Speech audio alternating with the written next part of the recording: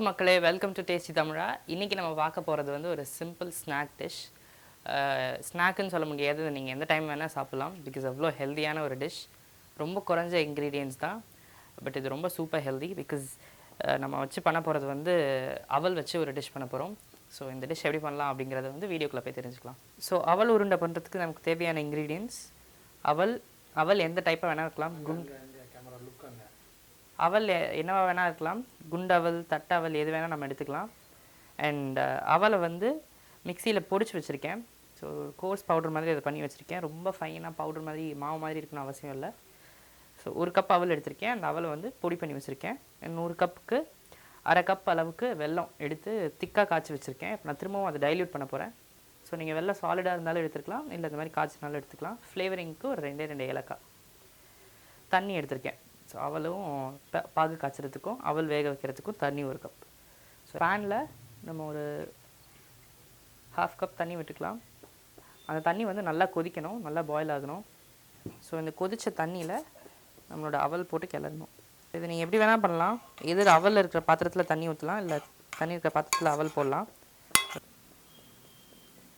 இது மாதிரி அவல் போட்டு மிக்ஸ் பண்ணிவிட்டு இது ஒரு 1-2 மினிட்ஸ்க்கு மூடி விட்டுடலாம்.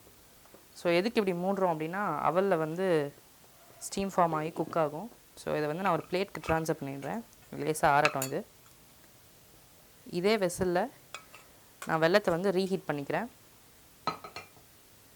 நான் ஆல்ரெடி வெல்லத்தை வந்து திக்காக பாகு காய்ச்சி வச்சுருக்கேன். ஸோ இது சும்மா தண்ணி ஊற்றி டைல்யூட் மட்டும் பண்ணிக்கிறேன்.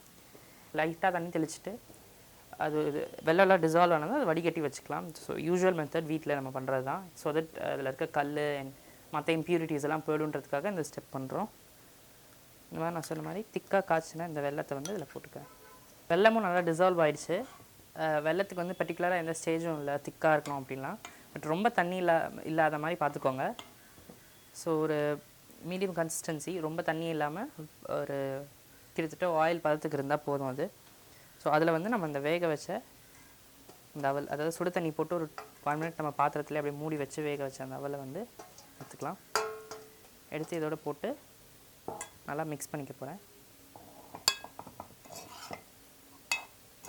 ஸோ இது ஒரு சின்ன சின்ன பால்ஸாக நான் பண்ணி வச்சிட்டேன். இப்போ இந்த பால்ஸ் வந்து நம்ம ஸ்டீம் பண்ணோம். பட் இது வந்து இன்னும் கொஞ்சம் நீங்கள் டிஃப்ரெண்ட் ஆக்கணும், இல்லை இன்னும் கொஞ்சம் எக்ஸ்ட்ராவாக இதை ஆட் பண்ணணும், ரொம்ப சிம்பிளாக இருக்குது அப்படின்னு நினச்சிங்கன்னா நீங்கள் தேங்காய் துருவல் ஆட் பண்ணிக்கலாம். இல்லை வந்து உலர் திராட்சை இருந்ததுன்னா நீங்கள் அதை ஆட் பண்ணிக்கலாம்.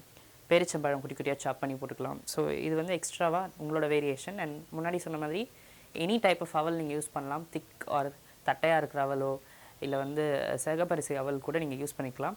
So that's totally up to you. But இப்போ வந்து நான் இதை ரொம்ப சிம்பிளாக வச்சுருக்கேன். ஒரு 2-3 இன்க்ரீடியன்ஸோட டக்குன்னு ஒரு ஈவினிங் ஸ்நாக் மாதிரி நீங்கள் பண்ணுறதுக்கோ, இல்லை பிரேக்ஃபாஸ்ட் பண்ணுற மாதிரி இது ரொம்ப சிம்பிளாக வச்சுருக்கேன் நான். நீங்கள் வந்து எக்ஸ்ட்ராவாக இதோட என்னென்னலாம் சேர்த்து உங்களுக்கு வேரியேஷன்ஸ் கொடுக்கணும்னு நினச்சிக்கிறீங்களோ அந்த மாதிரி கொடுத்துக்கலாம். இப்போ வந்து இதை ஸ்டீம் பண்ணிடலாம்.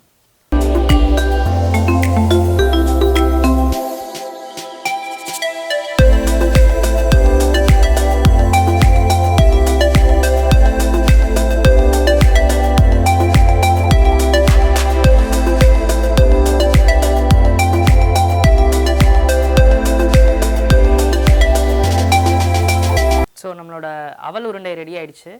ஐ திங்க் கண்டிப்பாக வந்து இது ஒரு ஈவினிங் ஸ்நாக் அப்படின்னு சொல்ல முடியாது. எதை வேணால் நீங்கள் சாப்பிட்லாம், என்ன வேலை வேணாலும். ரொம்ப சிம்பிள், 2-3 இன்க்ரீடியன்ஸ் தான். அண்ட் ரொம்ப ஹெல்தி. நான் சொன்ன மாதிரி அவல் வந்து ரைஸ் கம்பேர் பண்ணுறத விட அவல் எடுத்துக்கிறது பெட்டர். பிகாஸ் நமக்கு ரொம்ப ஃபில்லிங்காக இருக்கும்.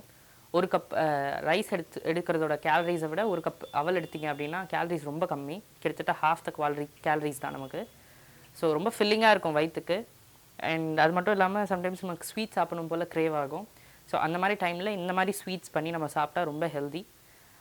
அது மட்டும் இல்லாமல் இது வந்து ஈஸிலி டைஜஸ்டபிள் சொல்லிகிட்டே போகலாம். அவ்வளோ நிறைய நல்ல ப்ராப்பர்ட்டிஸ் இதில் இருக்குது. ஸோ கண்டிப்பாக நீங்கள் இதை வீட்டில் ட்ரை பண்ணி பார்க்கணும். ட்ரை பண்ணி பார்த்துட்டு இது எப்படி இருக்குது அப்படின்றத கீழே கமெண்ட் பண்ணுங்கள். அண்ட் இதை விட பெட்டரான ரெசிபீஸ் உங்கள் கிட்டே இருந்ததுன்னா எங்கள் கூட ஷேர் பண்ணுங்கள். அண்ட் இந்த வீடியோ உங்களுக்கு பிடிச்சிருந்தது அப்படின்னா உங்கள் ஃப்ரெண்ட்ஸ் அண்ட் ஃபேமிலி மத்தியில் ஷேர் பண்ணுங்கள். ஸோ தட் அவங்களுக்கும் இந்த ரெசிபி போய் சேரும் அண்ட் அவங்களும் இதை என்ஜாய் பண்ணுவாங்க. இதே மாதிரி இன்னும் டேஸ்டியான சூப்பரான எம்மையான ரெசிபிஸ் எல்லாமே உங்களை வந்து சேரணும்னா மறக்காம டேஸ்டி தமிழா சேனலுக்கு சப்ஸ்கிரைப் பண்ணுங்க. பக்கத்தில் இருக்கிற பெல் சிம்பிளையும் சேர்த்து கிளிக் பண்ணுங்க.